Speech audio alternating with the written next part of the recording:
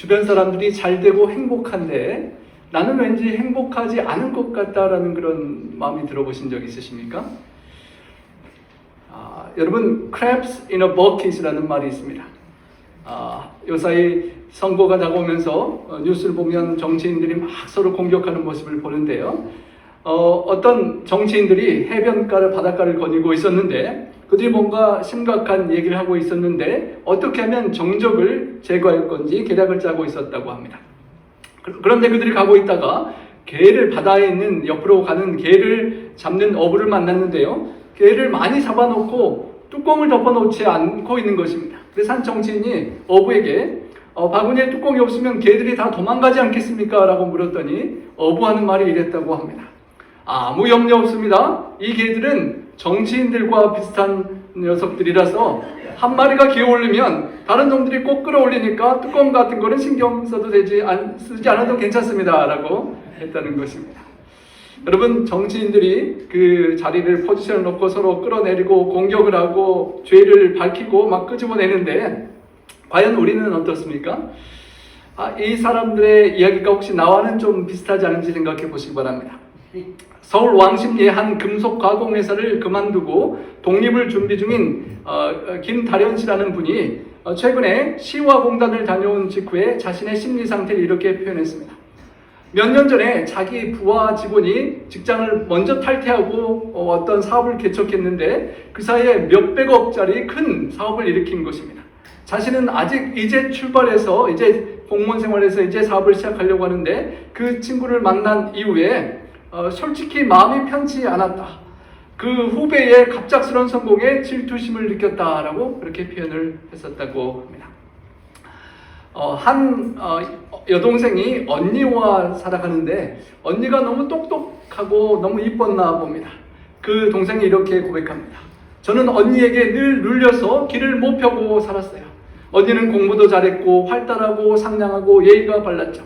그래서 부모님이나 친척들, 이웃 사람들이 언니만 좋아했어요. 저는 언니와 매일 비교하면서 언니를 시기했죠. 미치겠더라고요. 하루는 언니가 아끼는 원피스를 가위로 갈기 찢어 놓았어요. 마치 언니를 죽이듯이요. 정말 언니를 죽이고 싶었어요. 용기가 없어서 그렇게는 못했지만 그땐 제 정신이 아니었지요. 언니만 없으면 제가 사랑을 받을 것 같았거든요. 라고 고백하는 한 여동생이 있었습니다. 우리 집사님 한국에 가셔서 옛날 친구들 많이 만나셨을 텐데 우리 여러분 동창회에 가보시면 어떻습니까? 오랜만에 친구들 만나면 어떠신가요? 반가운 사람들, 수십 년 만에 연결된 사람, 야 반갑고 그 수십 년 사이에 무슨 일이 있었나 이야기를 듣고 행복하고 기쁜데요. 행복해야 될 동창회에 간 사람들이, 우리 미주에 사는 여성들이 동창회에 갔다가 행복하지 않은 고백을 하는 이런 글이 올라왔습니다. 나는 웬만큼 잘 살고 내 차도 괜찮고 했었는데 어느 날 동창회에 갔다가 그 옛날에 나보다 공부도 못하고 이쁘지도 않고 했던 그 여자애가 남편을 잘 만나더니 좋은 차를 타고 엄청 좋은 집에 살고 너무나 행복하게 사는 모습을 보고 그때부터 집이 와서 집이 행복하지 않고 내 차가 똥차 같고 그렇게 기분이 나쁘더라는 것입니다. 실제로 한국의 한 30대 여성이 절친한 여고 동창생 친구를 수십 년 만에 만났다가 2년 동안 가깝게 교제하는 사이에 어떤 사건이 생겼는데요. 자신은 결혼도 못했는데 공부도 못하던 못났던 여학생이 자신이 연모했던 남자와 결혼을 하고 두 아이를 낳아서 행복하게 살고 있는 모습을 보았다는 것입니다. 오랫동안 그것을 시기하던 그 친구가 하루는 그 아기를 숨바꼭질하다고 데려가서 죽이고 그 친구에게 보자기를 씌워서 그 아들을 찾게 한다고 해서 목 졸라 죽이고 그리고 그 밀실에서 그 사건을 엄마가 아이 둘을 죽이고 자살한 것처럼 꾸며놓고 그리고 나서 나중에 그 남편을 가로채고 그 친구의 자리에 자기가 들어가려고 시기했던 그런 사건이 실제로 있었습니다. 나중에 범죄 사실이 발각되어서 취조진이 왜 그랬느냐라고 묻자 그 친구가 나보다 공부도 못했던 그 친구가 내가 부러워했던 모든 것을 갖고 있는 것이 너무도 시기심이 있고 질투가 나서 나도 모르게 그렇게 했다라고 그렇게 고백했다는 것입니다. 여러분, 시기 질투심이 정말로 무서운 것이죠. 무서운 범죄 행위의 암적인 요인이 되는데요. 예일 대학의 심리학 교수인 살롭이라는 박사가 미국 전체 범죄의 20%가 이 시기 질투 때문에 생긴 행위라고 합니다. 부부싸움 하다가 이혼하는 것의 30% 원인도 화이트라는 분이 질투에 임상하게 저술한 바로는 그 질투와 시기 때문에 발생했다라고 합니다. 여러분 퀴즈입니다. 호사성어 뭐가 생각나죠? 사촌이 땅을 사면 행복하다? 배가 아프다. 사촌이 땅 사면 여러분 가난한 친척 없으니까 뭐 도와줄 부담도 없고 그렇게 필요하면 돈 좀 빌려달라고 할 수 있고 좀 좋은 일 아닙니까? 근데 왜 배가 아플까요? 우리 한국 사람들이 좀 속이 못돼가지고 이런 속담이 있을까요? 다른 나라 사람들은 어떨지 미얀마에는 이런 전설이 있다고 합니다. 한 토기장이가 세탁소가 얼마나 옆에서 잘 되는지 번창하는 것이 시기심이 들어서 고민하다가 어떻게 저 세탁소를 망하게 할까 고민해서 황제를 설득했다고 합니다. 왕실의 검은 코끼리를 저 사람이 희게 만들 수 있다라고 했다고 그렇게 시켜보시라고 그런 명령을 내리게 했던 것입니다. 이제 저 세탁소는 망했다라고 생각했겠죠. 그런데 세탁소 사람이 그래도 한번 해보려고 하는데 코끼리를 담그려면 뭐가 필요합니까? 코끼리를 담을 큰 그릇이 필요하지 않습니까? 그래서 황제에게 제가 노력해 보겠습니다. 그런데 저에게 커다란 토기 그릇이 필요합니다 라고 했다고 합니다. 그러니까 왕이 토기 그릇 만드는 사람한테 그럼 그 그릇을 만들어내라 라고 했는데 토기장이가 갑자기 불똥이 떨어졌습니다. 생각지 못한 커다란 그릇을 만들어 제공해야 되는데 정성껏 만들었지만 코끼리가 들어가자마자 착 이렇게 깨져버리고 마는 것입니다. 그래서 결국은 세탁소가 망한 것이 아니라 시기했던 그 토기장이가 망했다는 이야기가 미얀마에 전해진다고 합니다. 미얀마 사람도 분명히 시기심에 시달리는 것이죠. 고대 그리스 사람들은 어땠을까 하는 생각인데요. 거기서 그리스에서 전해오는 이야기입니다. 몸이 빠른 육상 선수가 부지런히 달렸는데 2등을 했습니다. 결승전에서 우승한 사람들에게 관중들이 환호성을 보내고 그 사람은 유명해지지만 자기는 아무것도 없이 이름이 사라져버리고 말았습니다. 그리고 한 폭판 동네에 그 1등을 기리는 동상이 세워졌습니다. 그래서 그때부터 그 사람이 한밤중에 새벽에 아무도 없는 날에 가서 그 동상을 이렇게 점으로 끌로 쪽씩 이렇게 때리기 시작했다고 합니다.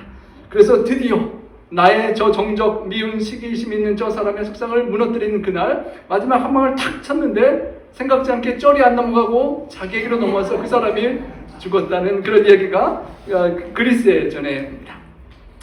한꺼번에 그 일이 생긴 게 아니라 시기심을 떨치지 못하고 계속 정으로 시기하던 그 시기가 쌓여서 그 사람을 죽였던 것입니다.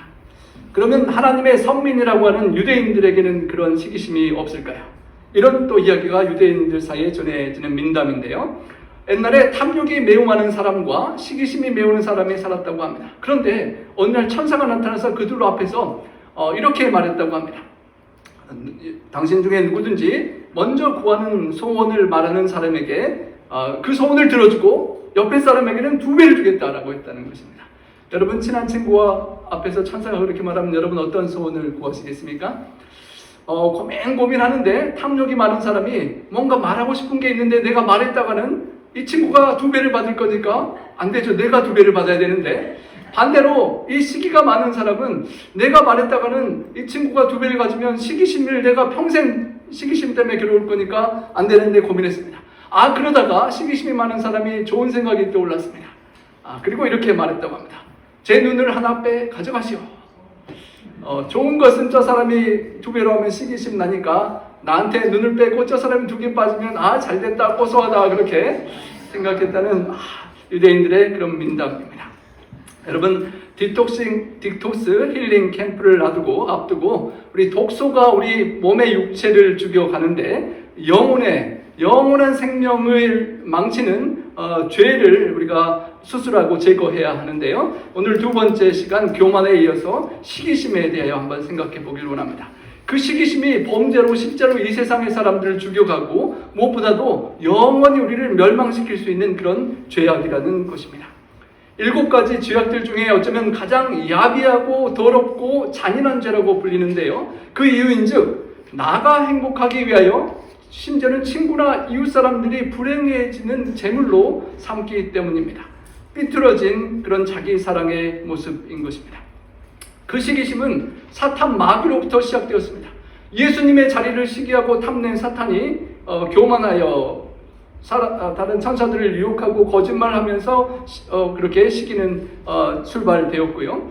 가인이 동생 아벨이 하나님께 양을 잡아 드리는 제사를 하나님이 받으시는 것을 보고 시기하여 질투하여 동생을 쳐 죽이고 말았습니다. 아브라함의 아내 사라가 여종 하갈이 먼저 잉태하여 자기를 멸시하는 것을 시기해서 하갈을 학대함으로 도망가는 역사가 이어지고요. 야곱의 처 라헬과 레아가 서로 시기하고 질투함으로 여종들을 서로 야곱과 동침하게 하는 일들이 벌어집니다. 요셉의 형들이 아버지가 요셉을 그들보다 더 사랑하는 것을 시기해서 동생을 애굽의 종으로 팔아버립니다. 하만이 모르드게를 잡아 죽이려고 시기하다가 결국에는 자기 자신이 장대에 달려 죽는 사건도 있었고요. 바벨론의 방백들은 탁월한 다니엘을 시기해서 어떻게든 그를 끄집어 내리려고 했던 것을 기억합니다.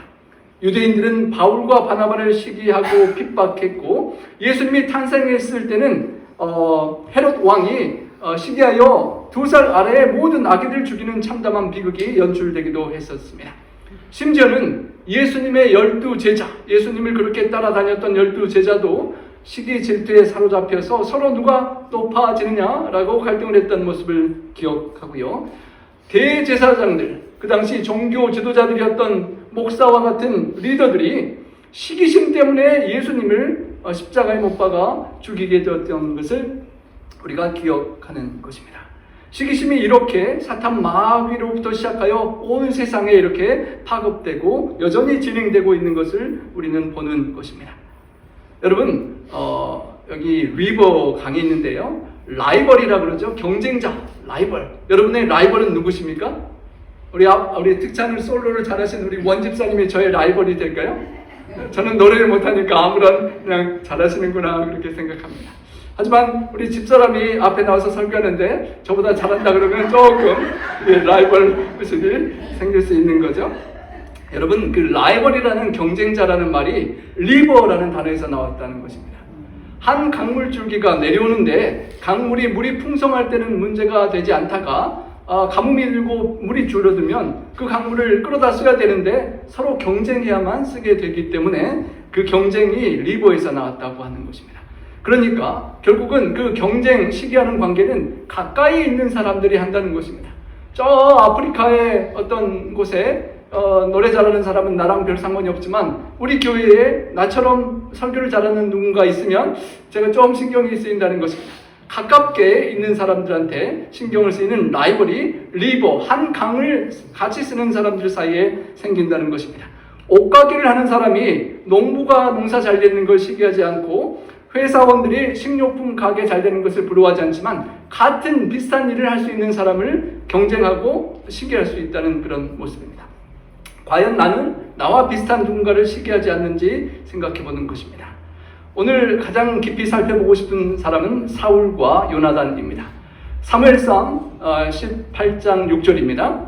무리가 돌아올 때에 곧 다윗이 블레셋 사람들을 죽이고 돌아올 때에, 여러분, 우리가 잘 아는 다윗이 골리앗을 물맷돌로 쓰러뜨리고 큰 승리를 하고 이제 돌아오는 그 상황입니다.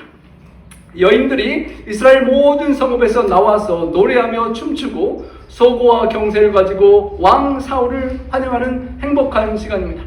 우리 왕 지도자 왕 사울의 지도력 아래 우리 적군을 물리치고 승리해서 기뻐하는 온 이곳저곳에서 여인들이 춤추고 노래하고 기뻐하고 환영하는 행복한 시간입니다. 여러분들, 우리가 노래하고 어떤 말을 할 때 생각을 잘하고 해야 되는데요. 그렇게 환영하고 기쁜 상황에 그냥 입에서 나온 노래 가사가 이러했습니다. 여인들이 뛰놀며 노래하여 이르되, 한번 읽어보시죠. 사울이 죽인 자는 천천히요, 다윗은 만만이로다. 노래하고 기뻐하는 건 좋은데 왜 하필이면 그 사이에 두 사람을 비교를 했을까요? 여러분, 집에서 행복하다가도 가끔 우리 옆집의 아내는 어떤데 왜 당신은 그래요? 저 집의 아들은 그런데 왜 너는 그러냐라고 그렇게 비교하는 상황이 벌어지면 갑자기 분위기가 바뀔 수 있죠. 여기 여인들이 다 좋은 기쁜 상황에 사울과 다윗을 비교하는 그런 노래를 불러서 그때 사울 왕이 갑자기 불쾌한 생각에 빠져들게 됩니다. 분명 다윗은 적군이 아니라 내 편이잖아요. 부하가 공을 세우면 사울 왕이 이렇게 잘 되는 것인데 남이 아닌데도 불구하고 사울 왕의 마음이 불편해지는 것입니다. 그때부터 사울 왕의 마음은 시기심에 악한 영에 시달리게 되는 것을 보게 됩니다. 여러분, 비교하면 무슨 결과가 생길까요? 비참해지거나 비굴해지거나 교만해지거나 그렇다고 합니다. 나와 집사람의 설교를 비교하면 나보다 못한 것 같으면 그래도 내가 담임 목회자인데 그렇게 좋아하고, 나보다 잘한 것 같으면 왜 나는 이러지 하고 비참해지는 것이죠. 여러분, 누군가 비교하면 내가 교만함에 빠질 수 있고 반대로 나는 왜 그러나 라고 비참해질 수도 있는 것입니다. 그러니까 비교의식을 버려야 하는 것입니다. 나보다 잘 되는 사람의 삶에서 하나님의 역사를 보고 함께 기뻐해야 되는데 그게 우리가 쉽지 않다는 것입니다. 여러분, 세상을 살아가면서 비교하지 않고 살아갈 수가 있으시겠습니까? 어쩌면 살아가는 자체가 우리 눈에 보이는 모든 것들이 비교를 하게 되는 그런 현상인데요. 나의 행복의 기준을 내가 비교하는 다른 사람들과 비교할 때 불편해지는 사건들이 많이 발생하는 것입니다. 사울 왕도 분명히 훌륭한, 행복하고 감사할 것이 많은 사람이었습니다.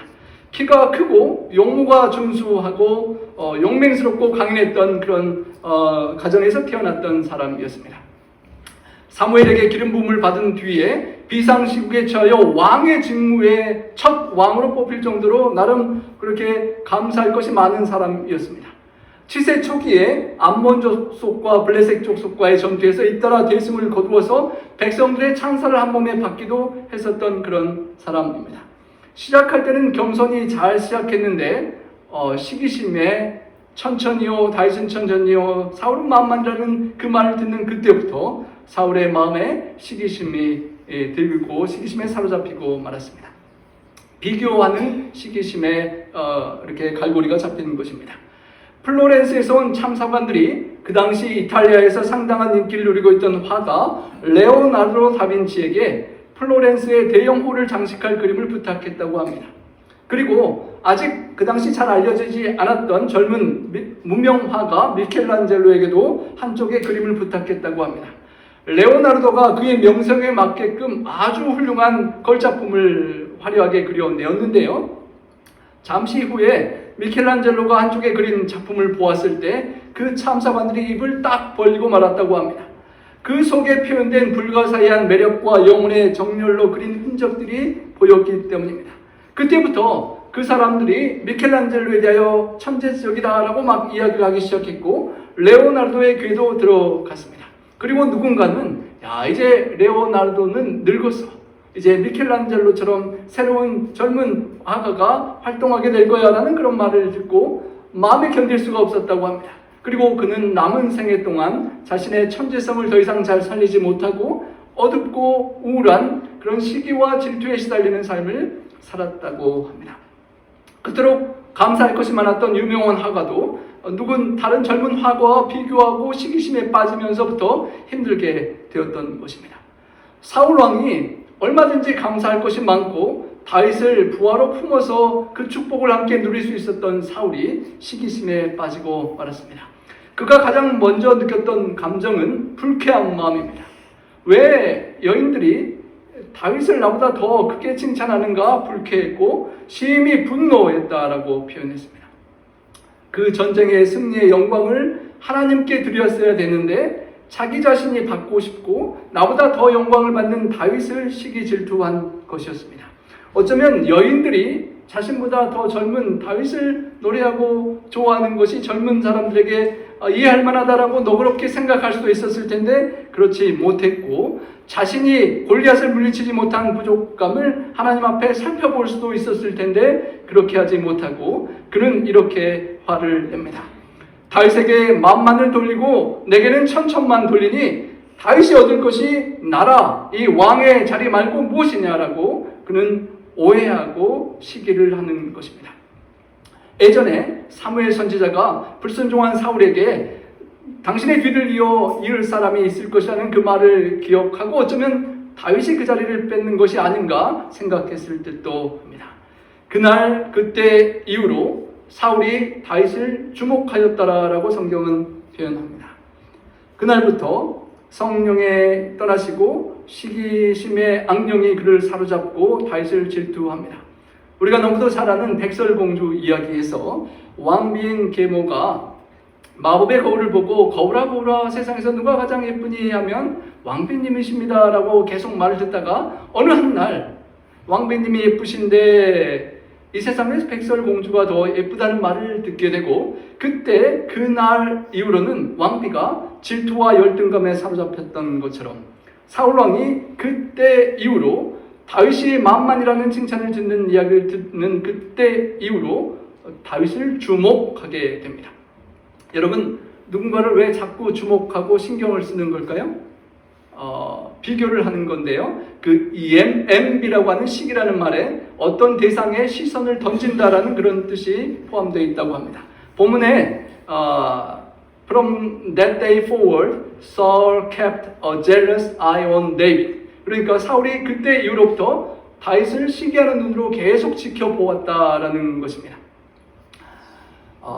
시기심은 우리의 마음을 계속 시기하는 대상에게 빼앗기게 하는 그런 감정입니다.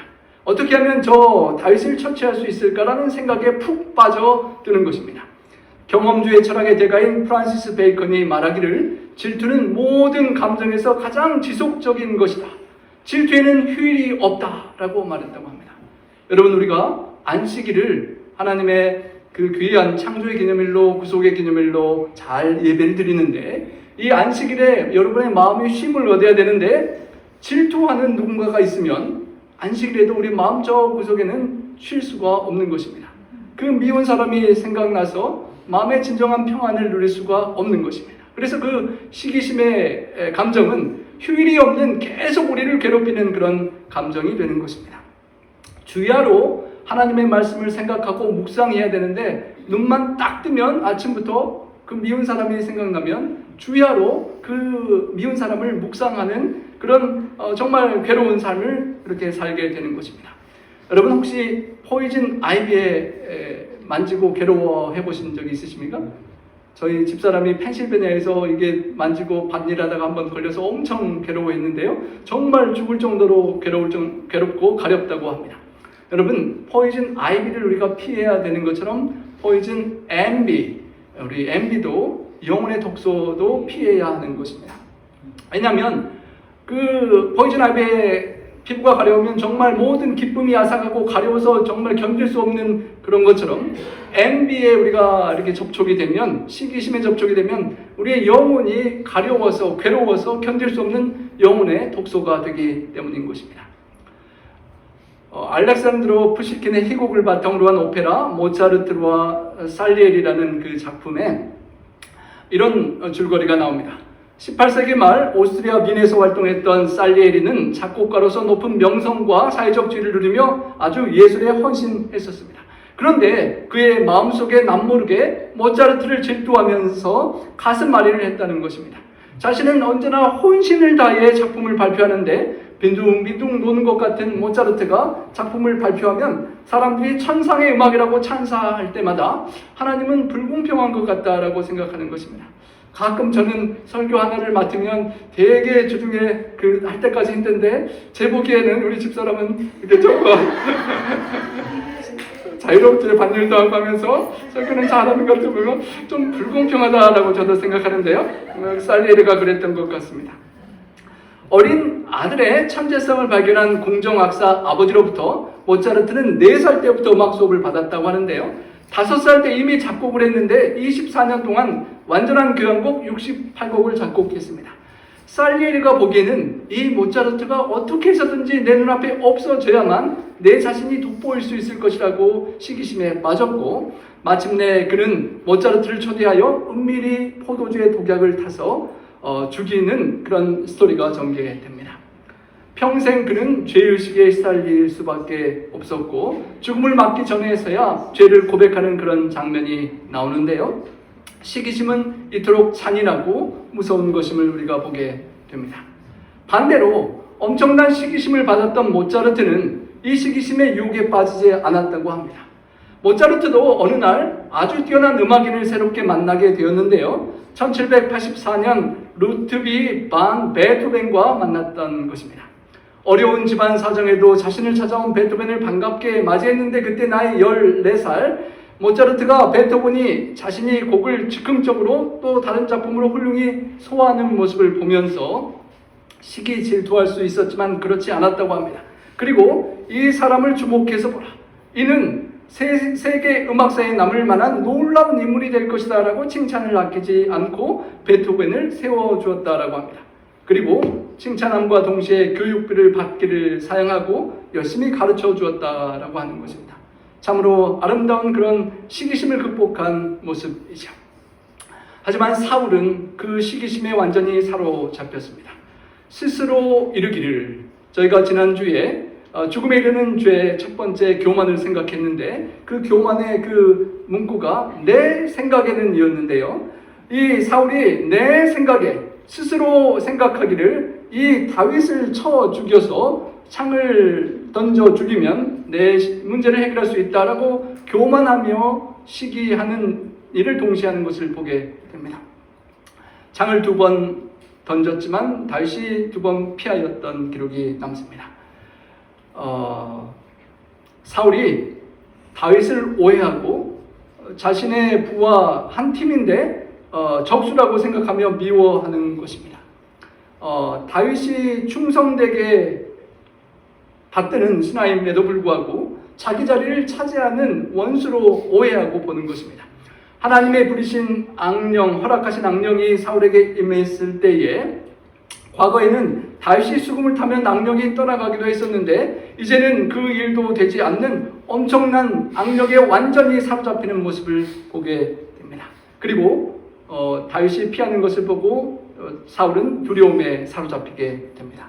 그리고 사울은 마지막 안타까운 그런 자살하는 모습으로 인생을 마감하고 마는 것을 보게 됩니다.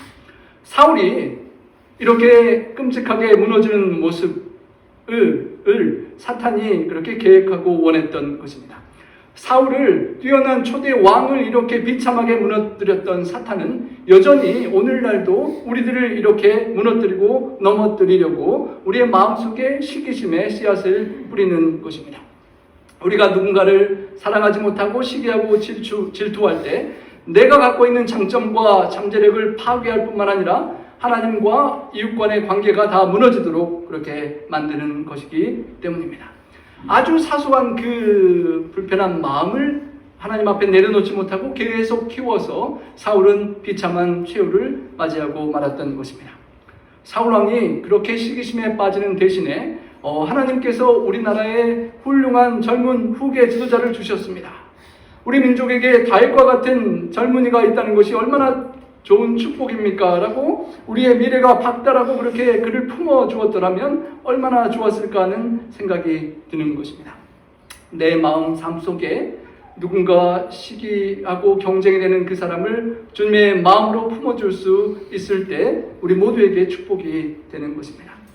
여러분, 가인이 동생 아벨이 하나님 앞에 양을 드려 제사 드리는 것이 받아들여질 때 내가 하나님의 뜻을 따르지 않았다라고 회개하고 동생과 함께 피에 양의 십자가를 상징하는 양을 제사를 드렸다면 얼마나 좋았을까요? 하지만 그의 마음속에 동생에 대한 시기심이 점점 차오르고 풍선처럼 가득 차서 동생을 죽이는 과정에 하나님께서 이런 표현을 쓰셨습니다. 가인에게 내가 그 시기하고 미워하는 마음을 다스리지 않으면 죄가 문 앞에 엎드러지느니라 라고 표현했습니다. 그 시기심의 죄가 딱 사자처럼 엎드려져서 여러분을 공격할 기회를 찾고 있는다는 것입니다. 여러분이 보지 않지만 시기심이 딱 엎드려서 여러분을 살펴보다가 때가 되면 덮치고 그렇게 여러분을 무너뜨리기를 원한다는 것입니다. 가인이 그 시기심을 엎드려 있는 사자와 같은 시기심을 다스리지 않으면 미친 듯이 달려들 때가 오고 마침내 그를 삼켜버릴 때가 올 것이기 때문에 그러기 전에 그 죄를 다스려라고 하나님께서 경고해 주셨습니다. 하지만 안타깝게도 가인은 그 경고를 듣지 못했습니다. 그 시기심에 마음의 자리를 내주고 결국 그것을 물리치지 못하고 동생을 쳐 죽이고 삼키는 시기심의 죄에 삼켜져 버리고 말았던 것입니다. 시기가 어리석은 자를 멸하는 것이 계속 반복되는 시기심을 통한 사탄 마귀의 공격이고 역사인 것입니다. 그러나 너희 마음속에 독한 시기와 다툼이 있으면 자랑하지 말라. 이는 위로부터 내려온 것이 아니요 세상적이요 정욕적이요 마귀적이라고 합니다. 여러분, 우리 마음속에 누군가를 품지 못하고 불편한 마음이 있는 것은 사탄 마귀에게로부터 온 그런 두려운 죄임을 기억하고 하나님께 얼른 나아가야 하는 것입니다. 요나단처럼 나아가야 하는 것입니다. 똑같은 상황 속에 사울과 요나단의 반응은 엄청 달랐습니다.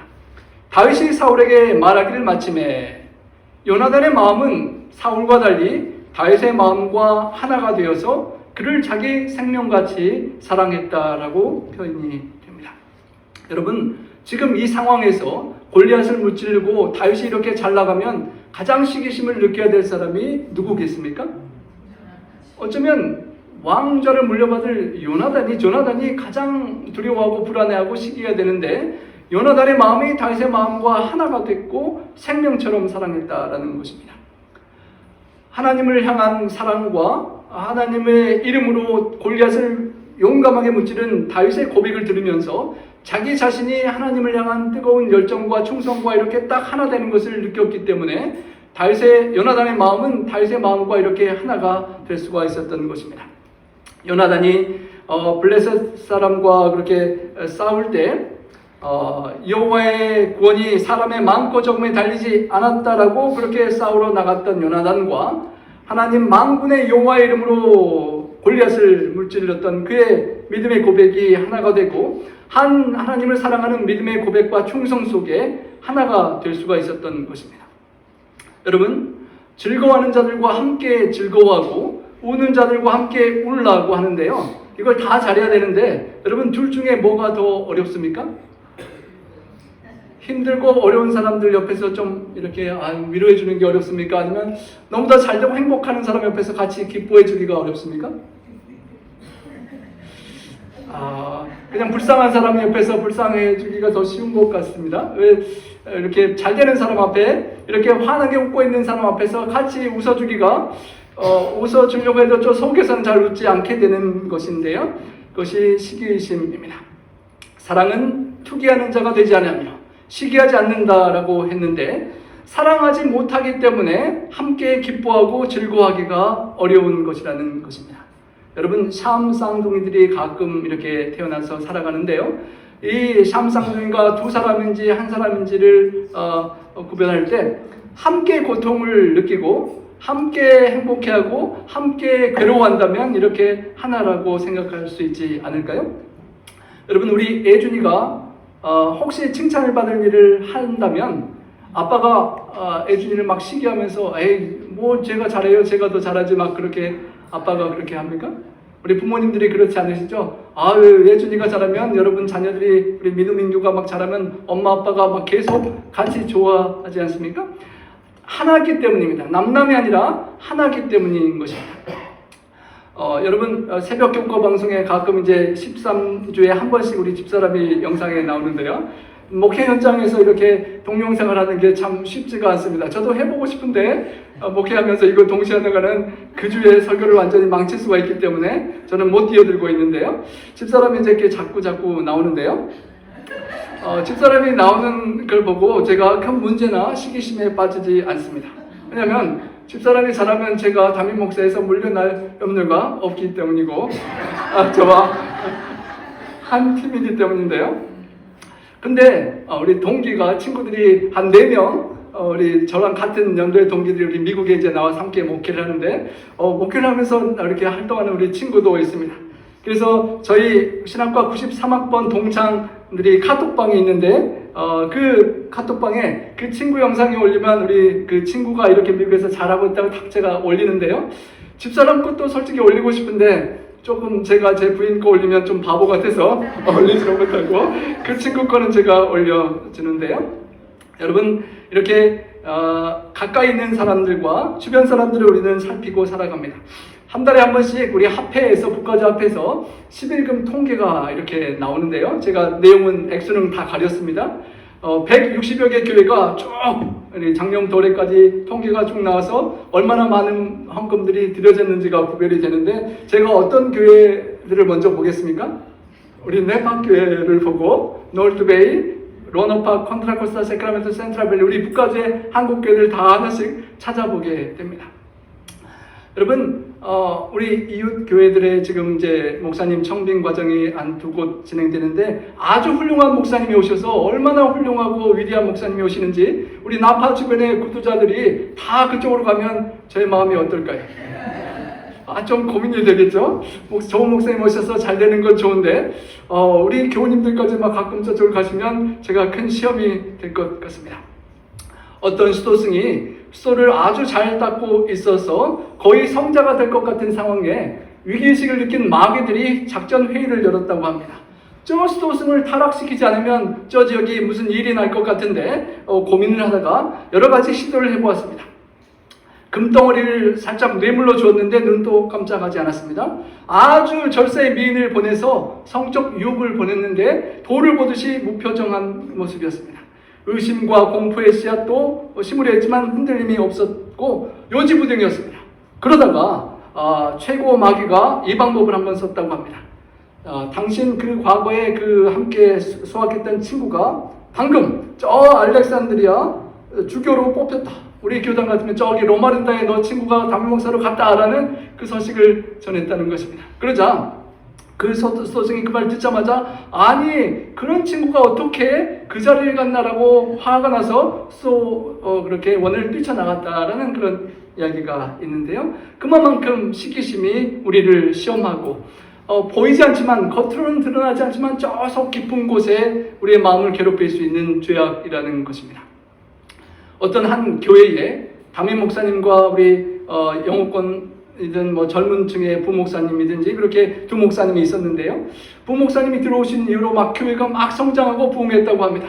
그런데 담임 목사님이 부목사님에게 별로 잘 해주지 않았는지 부목사님이 불편해서 고민하다가 이렇게 한 그룹을 데리고 밖으로 나갔다고 합니다. 그리고 나서 이제 담임 목사님이 회개하고 기도하다가 부목사님을 불러서 한번 밥을 먹었습니다. 그리고 속을 털어놓았다고 합니다. 미안하다.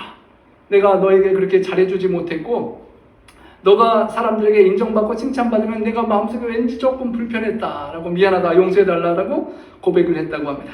그러자 그 부목사님이 이제 나가서 옆에 교회를 차린 부목사님이 이렇게 고백했다고 합니다. 목사님 저도 정말 죄송합니다.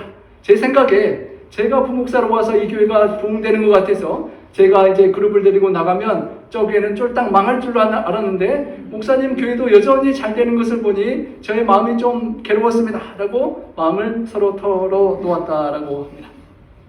두 교회가 한 마음이 되지 못하고 시기하여 나누어지고 서로 행복해하지 못하는 그런 시기를 함께 회개하고 극복했던 아름다운 이야기입니다. 여러분 실제로 영국 런던에 세 분의 아주 유명한 목사님들이 가까이에 있었다고 합니다. 한 분은 그리스도 교회의 F.B. 마이어 목사님인데 책을 아주 많이 쓰신 똑똑한 그런 목사님이셨습니다.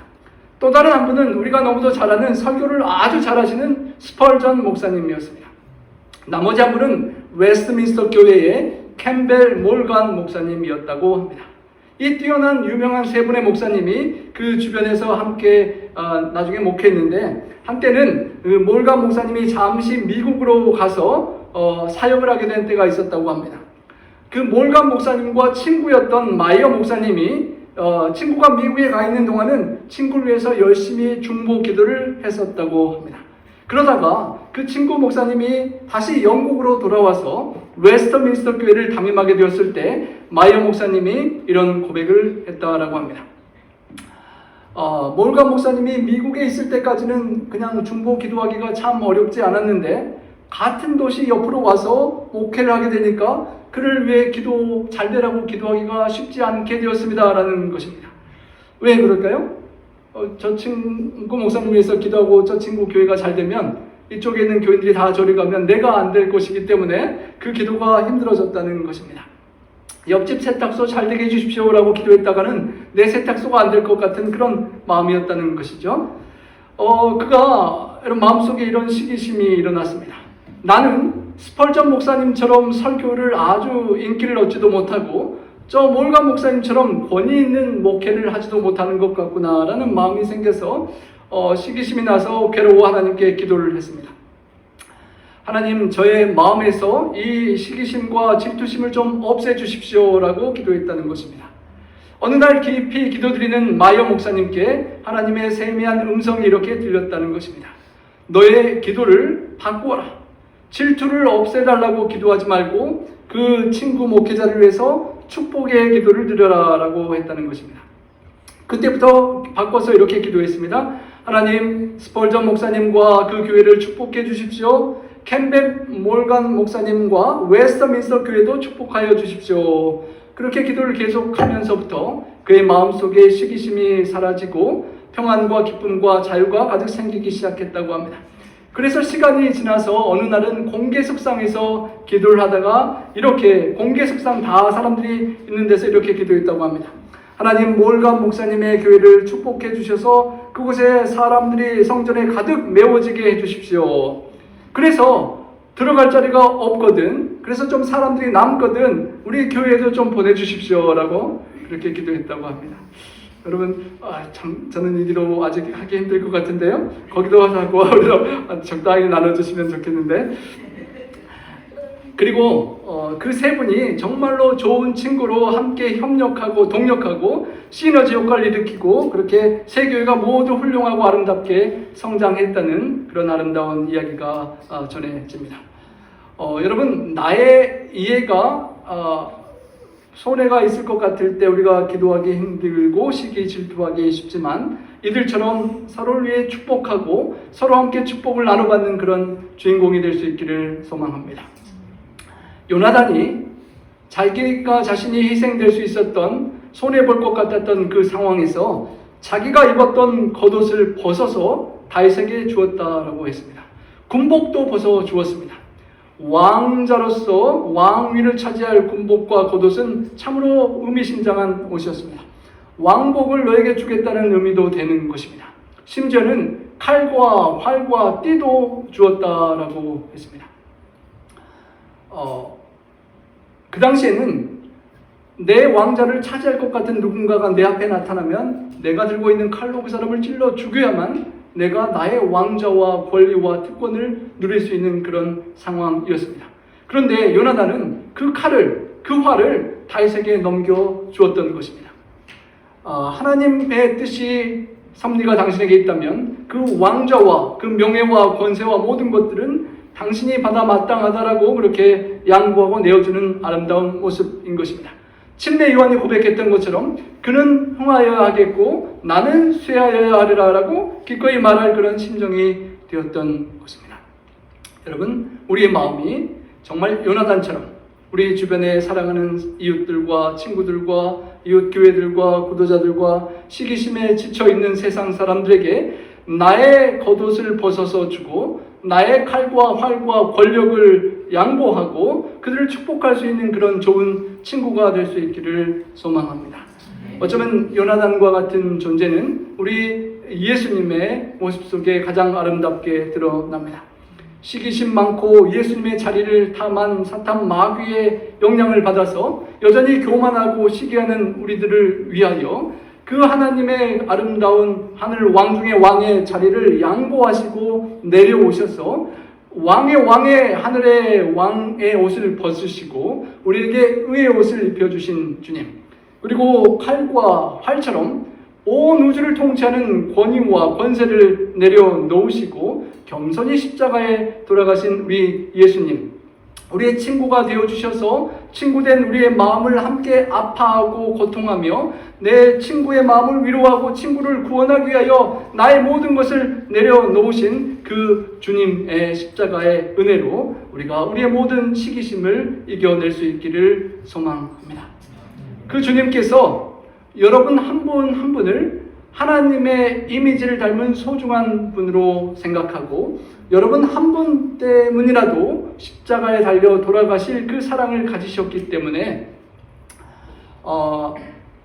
백설공주를 시기했던 계모 왕비처럼 주변 사람들을 바라보고 나보다 잘 되는 친구를 바라보고 세상을 보면서 시기심에 빠져드는 것이 아니라 부족한 나를 여전히 사랑으로 바라보시고 나를 위하여 십자가에 달려 돌아가실 수 있는 너의 모습 그대로 괜찮다라고 하시며 내가 너를 사랑한다라고 하시는 그 주님의 십자가의 사랑만을 계속 바라볼 때 우리가 그 시기심을 이겨낼 수 있을 것입니다. 세상의 죄인들을 보고 마음속으로 부러워하지 말고 늘 주님을 경외하는 삶. 그럴 때 정령이 장래가 있겠고 우리의 소망이 끊어지지 아니하리라 성경은 약속하셨습니다. 그 소망의 장래를 약속을 붙잡고 십자가의 주님만 바라보고 우리의 마음속에 드는 모든 시기심을 물리치는 우리 모든 성도님들 되시기 바랍니다. 멜라니 크라인이라는 분이 평생 시기심을 연구하고 그녀의 해결점을 이렇게 말했다고 합니다. Envy and gratitude. 남을 바라보고 시기하지 말고 그런 상황 속에 나를 사랑하시고 축복하신 하나님의 은혜를 감사하면 그 시기심을 이겨낼 수 있다라고요. 여러분, 그 시기심을 이기는 십자가를 바라보는 우리 모든 성도님들 되시길 바라며 말씀 줄이겠습니다. 우리 다 함께 기립하셔서 헌신의 찬양 드리시겠습니다.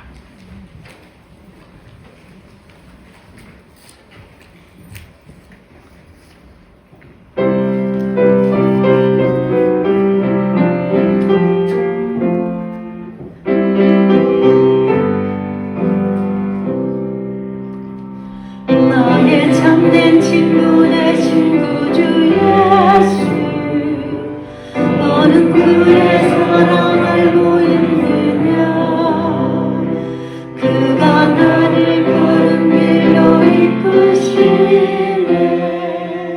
다른 친구 알 수 없었던 그일 주님 외에 다른 친구 주와 같은 친구도 없네 나를 제 안에서 구원하셨으니 그의 사랑 크셔라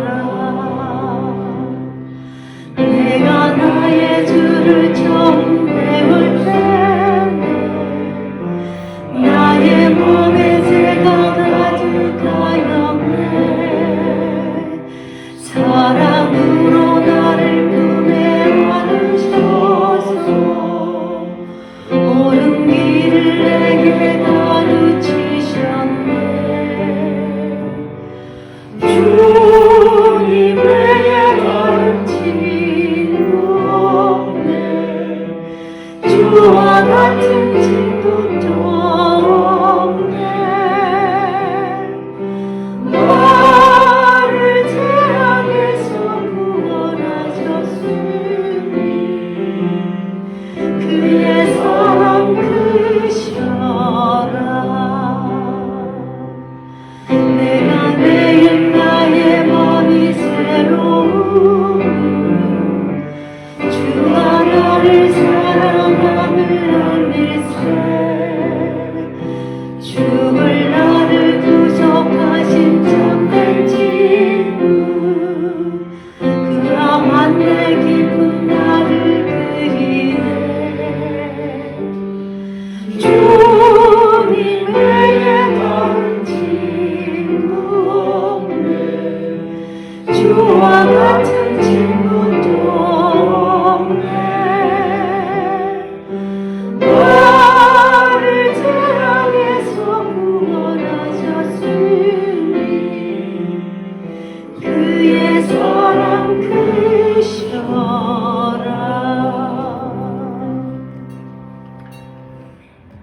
사랑의 아버지 하나님, 시기심에 교만심에 주님 죽을 수밖에 없는 우리를 살려주신 영원한 친구 되신 주님의 사랑을 인하여 감사와 찬양을 드립니다. 주님의 자리를 시기하고 하나님이 우리에게 주신 것을 불평하고 원망하는 시기심에 가득 차서 공격하고 우리를 삼키려고 하는 사탄 마귀의 계략에 넘어져 영원히 멸망하여 죽을 수밖에 없는 불쌍한 우리를 버려두지 않으시고 하늘의 왕 중에 왕의 왕복을 벗어주시고 주님의 보혈을 흘리시기까지 우리와 친구 되시고자 받아 누릴 자격이 없는 우리의 친구가 되어주시고 우리에게 구원의 소망과 하늘의 의의 옷과 구원의 선물을 누리게 하신 우리의 영원한 친구 되신 주님의 사랑을 인하여 감사합니다.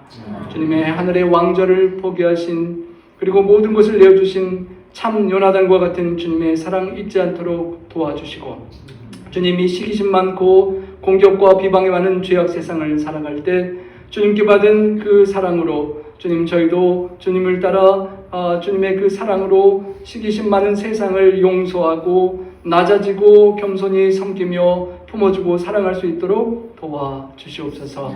주님의 십자가로 교만을 물리치시고 승리하신 주님의 발자취를 따라서 주님 우리의 남은 생에 시기심을 모두 다 물리치고 사탄 마귀의 계략을 다 물리치고 주님의 십자가를 지고 온전히 따르며 지치고 시기와 질투에서 고통하고 괴로워하는 외로운 수많은 영혼들에게 참 친구가 되어주며 하늘까지 인도할 수 있는 영원한 친구, 참된 좋은 우리 네파교회 될 수 있도록 하나님 축복하시고 영광받아 주시옵소서. 우리 성도님들의 마음속에 혹 여러 가지 인간 관계 속에 불편하고 용서하기 어렵고 시기와 질투와 불편한 마음이 아직 있거든 주님 성령님께서 함께해 주셔서 주님 부드럽게 하시고 용납하게 하시고 용서하시고 이웃을 축복하고 이웃 교회들을 축복하고 세상을 축복하면서 하늘에 넘치는 축복을 받아 누리는 우리 성도님들 되시게 도와주시옵소서. 주님 귀한 헌금을 구별하여 드리시고 물질과 재능과 시간을 온전히 하나님께 드리신 우리 성도님들께 하늘의 축복으로 가득 채워주시고 하늘의 약속하신 평강과 축복의 은혜로 감사로 넘치게 하여 주시옵소서. 모든 것들을 우리 구주 예수님 이름으로 감사하며 축원하옵나이다. 아멘.